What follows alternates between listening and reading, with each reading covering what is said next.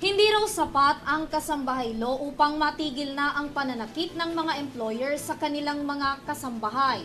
Ayon yan sa Commission on Human Rights. Ayon pa sa CHR, dapat magkaroon ng kampanya para sa mga kasambahay o domestic workers at mapalakas ang pagbibigay impormasyon tungkol sa kanilang mga karapatan.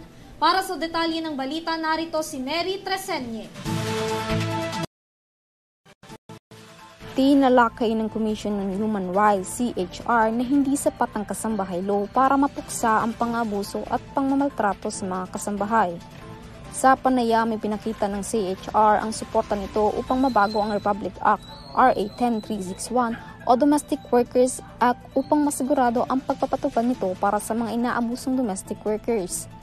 Ayon pa sa CHR, hindi naging sapat ang batas kasambahay upang pigilan ang mga employer sa pang-abuso nito sa kanilang mga kasambahay. Dapat daw na palakasin ang parusa para sa committed crimes sa mga domestic workers. Pagkakaroon ng establishmento ng emergency hotline sa bawat barangay para sa mga distressed domestic workers o kasambahay at pagpapalawig ng impormasyon ukol sa batas kasambahay.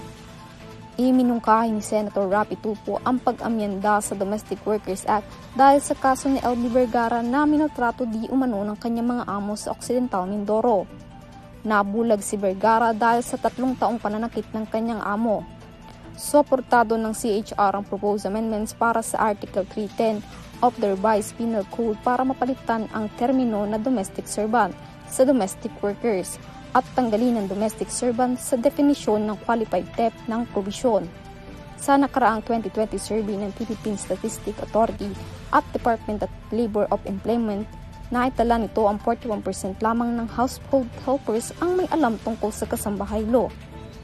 Iminungkahi ng CHR na magkaroon ng awareness at pang-unawa sa umiiral ng mga batas patungkol sa karapatan ng mga kasambahay sa tulong ng bawat barangay na mayroong Barangay Human Rights Action Center para magbigay ng impormasyon tungkol sa kasambahay law at iba pang batas para sa human rights law.